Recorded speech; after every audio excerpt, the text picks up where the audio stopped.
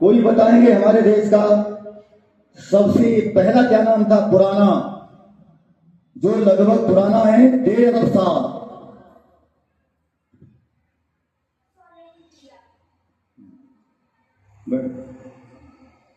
हमारे देश का सबसे पहला क्या नाम था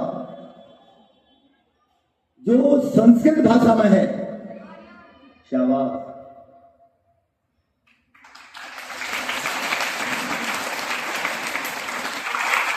और हमारे देश का सबसे पहला नाम था आर्यावर्त। हम सब आर्यों के वंशज हैं। चाहे मुसलमान बन गए, आदम बन गए, पहले नहीं हिंदू बन गए, हम में से ही बने। पहले आर्य थे सब, ईसाई नहीं थे, पहले हम में से ही बने। पहले यहूदी नहीं थे। आजकल लड़ाई चल रही है यहूदी मुसलमान, पता होगा आपके लिए सब, पहले लड़ाई होती रही, हम में से ही बने हैं। तो बताइए सबसे पहले कौन थे हम सब? आर्य। तुम्हें देश का नाम बोल दीजिए, बोलो देश का नाम। आर्यावर्त। दोबारा बोलिए, एक बार और बोलिए। हम सब आर्यों की संतान हैं। आर्य कोई जाति नहीं है। जो अच्छे काम करता है वो आर्य होता है, और जो गंदे काम करता है वो राक्षस हो जाता है। वेद में लिखा है मानव जाति के परमात्मा ने 2 भेद कर दिए, आर्य दस्यु। अच्छे काम करने वाले सभी आर्य होते हैं और गंदे काम करने वाले सभी राक्षस हो जाते हैं। तो बताइए आप कौन बनना चाहते हो, राक्षस से आर्य? तो हाथ करिए ऊपर, शाबाश। नीचे हाथ करिए। अच्छा बताइए, आर्यावर्त के बाद में हमारे देश का दूसरा क्या नाम पड़ा? किसी को पता हो बताइए। दूसरा नाम नहीं पता? नहीं पता? याद करिए, भूलो मत। हमारे देश का दूसरा नाम पड़ा भारतवर्ष पड़ गया। बताओ क्या पड़ा? किसके नाम से पड़ा? भारत के नाम से। अच्छा बताइए, भरत वीर थे या कमजोर? वीर थे। तो हम कैसे बनेंगे? उसके लिए 2-3 सूत्र ले लीजिए वीर बनने के लिए, बहुत जरूरत है देश के लिए। पहला सूत्र है, कोई भी बेटा बेटी लड़का लड़की कभी गंदे गाने मत सुना करो, फिल्मी दुनिया को कभी याद मत करो। जो फिल्मी दुनिया को याद करेगा वो बलवान नहीं बन सकता, ब्रह्मचर्य पालन नहीं कर सकता। पंडित राम प्रसाद बिस्मिल को पढ़िए, जिसे फांसी लगी थी आजादी के लिए, वो आपको 26 नियम लेके गया है ब्रह्मचर्य के साधन। गोरखपुर की जेल के अंदर था, फांसी लगने वाली थी, हवन करता, जेल में हवन कर रहा था राम प्रसाद बिस्मिल।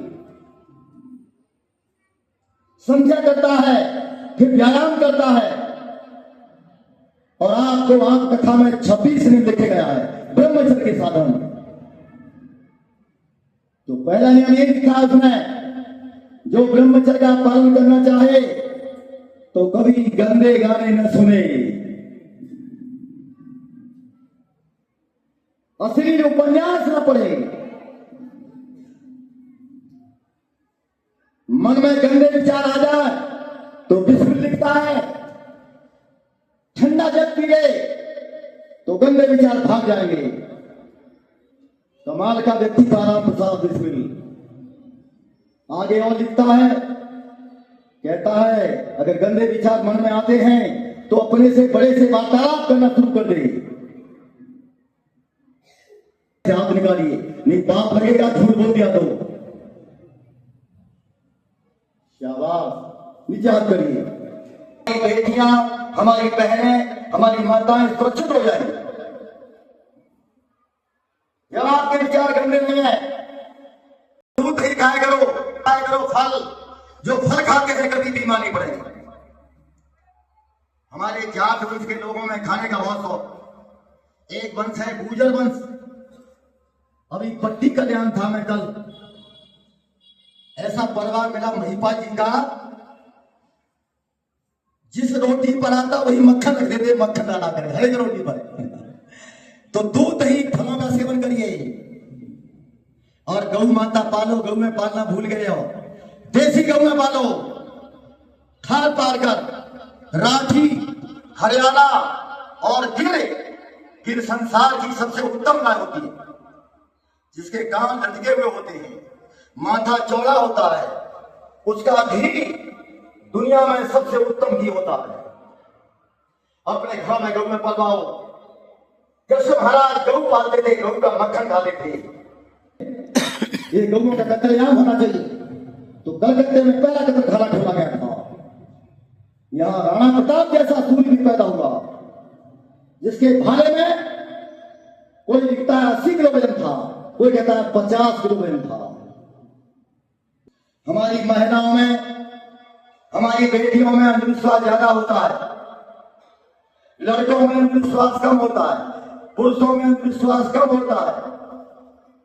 पर महिलाओं में अच्छा ही जाना है, लड़कियों में अच्छा ही जाना है, पुरुषों में बुराई जाना है, लड़कों में बुराई जाना है। अच्छा बताओ, तुम्हारे घरों में बताइए, शराब पीने वाले, सिगरेट पीने वाले, अंडा मांस खाने वाले, भूत उतारने वाले, देख लो सारे आदमी हैं। और हमारी महिलाएं कितनी मूर्ख है, गुरु किसको बना रही है? आदमी को। धन धन तेरा यात्रा रामायण।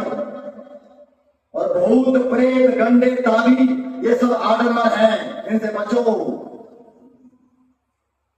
पेपर पढ़ते हो रोजाना, पेपर में क्या लिखा हुआ है?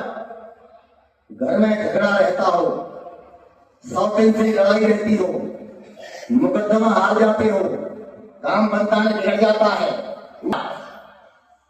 ये सब अविद्या है, अंधकार है, पाखंड है, भ्रम है, इनसे बचिए। अगर कोई ये कहता है इनसे बचो, अच्छा तो नीचे करिए, तो भ्रांतियों से बचिए, अंधविश्वास अविद्या से बचिए। और भोजन का तरीका बता दें आपको, कब रोटी खानी चाहिए, कितनी खानी चाहिए, कैसे खानी चाहिए, बताओ। भोजन कब खाने क्यों करता, बहुत काम की बात है। आर्यों की परंपरा है, विश्व की परंपरा है, से गाय करो तुम्हारा। अच्छा तो ज्यादा समय लेते हुए विराम को जा रहा हूं मैं, तो बताइए देश का दूसरा नाम क्या होता है? घर कैसे थे, तुम कैसे बनोगे? उसकी सबसे पहला उपाय क्या बताया था? नहीं, क्या उपाय है बन गई? गंदे गाने तो कौन कौन तैयार है तुम्हारा हाथ में गाना? देखो वाले कमजोर हो जाते हैं। शरीर से काम क्या करो, खेत में चलाओ फावड़ा, बहुत अच्छा व्यायाम। दंड बैठक, दौड़ करोगे तो पथरी कभी नहीं पड़ेगी, पथरी ये अपनाइए। अच्छा यहां से सारा ज्ञान निकला है, सारी विद्या निकली है वहीं से। बताओ कौन सी पुस्तक है? वेद। क्या है बताओ? वेदों में तो लिखा है जमीन चलती है, बाइबल में नहीं लिखा। नहीं तो गैलीलियो को ईसाइयों ने मरवा दिया था, गैलीलियो को ईसाइयों ने मरवा दिया पादरियों ने। जो गैलीलियो सिद्ध करता था पृथ्वी गोल है, सूर्य का चक्कर लगाती है, पादरियों ने पकड़ लिया, उसे मरवा दिया था।